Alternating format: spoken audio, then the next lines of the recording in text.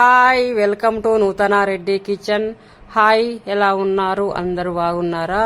ఈరోజు బోటి చారు చేస్తున్నాను. మామిడికాయ బోటి చారు అండి. చాలా బాగుంటుందండి, చాలా టేస్ట్గా ఉంటుంది. మీరు కూడా ఒకసారి ఇలా చేసుకొని చూడండి.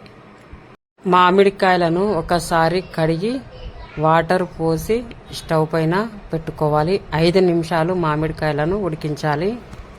మామిడికాయలు ఉడికిన తర్వాత తొక్క తీసి పిసికి పులుసు తీసి పెట్టుకోవాలి. 4 పచ్చిమిరపకాయలు, 1 ఉల్లిగడ్డ కడిగి కట్ చేసి పెట్టుకోవాలి. కొత్తిమీర, కరివేపాకు కడిగి పెట్టుకోవాలి. కొత్తిమీరను కట్ చేసి పెట్టుకోవాలి. బోటీని నీటుగా కడిగి కట్ చేసి ఉడకబెట్టి పెట్టుకోవాలి. పులుసును ఇలా తీసుకొని పెట్టుకోవాలి. ఈ వీడియో చూస్తున్న వాళ్ళందరూ సబ్స్క్రైబ్ చేసుకోండి. మామిడికాయ పులుసు పలుచగానే ఉంటుంది. స్టవ్ ఆన్ చేసి గిన్నె పెట్టుకోవాలి. గిన్నె వేడైన తర్వాత 2 పావుల ఆయిల్ పోసుకోవాలి.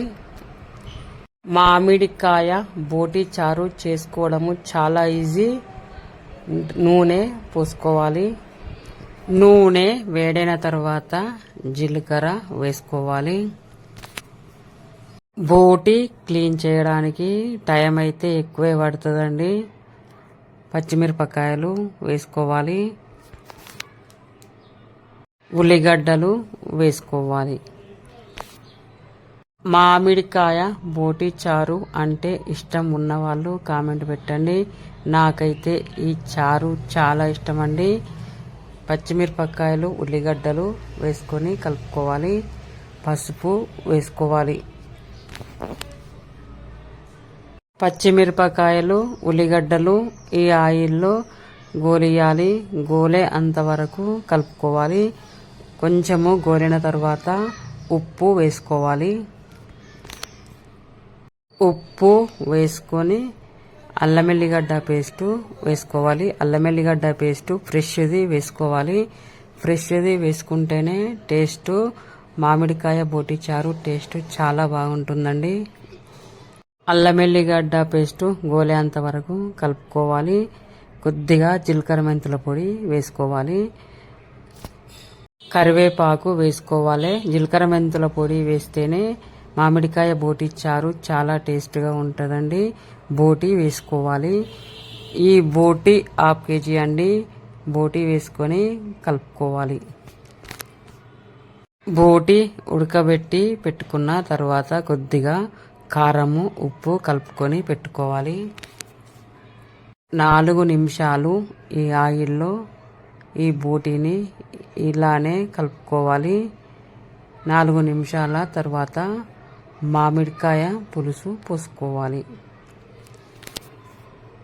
చూస్తున్నారు కదా మామిడికాయ బోటి చారు చేసుకోవడం ఎంత ఈజీగా ఉందో.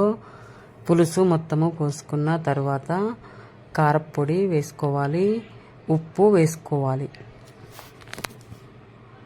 మామిడికాయ బోటి చారుకు సరిపడా కారము, ఉప్పు వేసుకోవాలి. వేసుకున్న తర్వాత కలుపుకోవాలి. పులుపు కాబట్టి కొద్దిగా కారము ఎక్కువే పడుతుందండి. కరివేపాకు వేసుకోవాలి.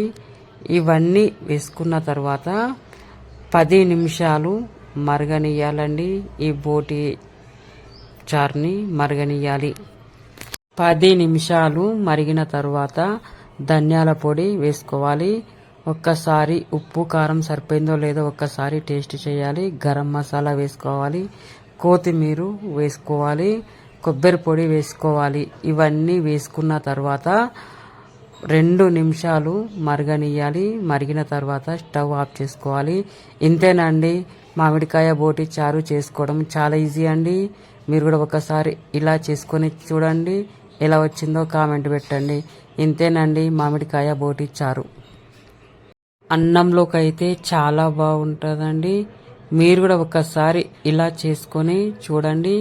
ఈ వీడియో చూస్తున్న వాళ్ళందరూ నా ఛానల్ని సబ్స్క్రైబ్ చేసుకోండి, లైక్ చేయండి, షేర్ చేయండి, బెల్ ఐకాన్ని ప్రెస్ చేయండి. బాయ్ అండి.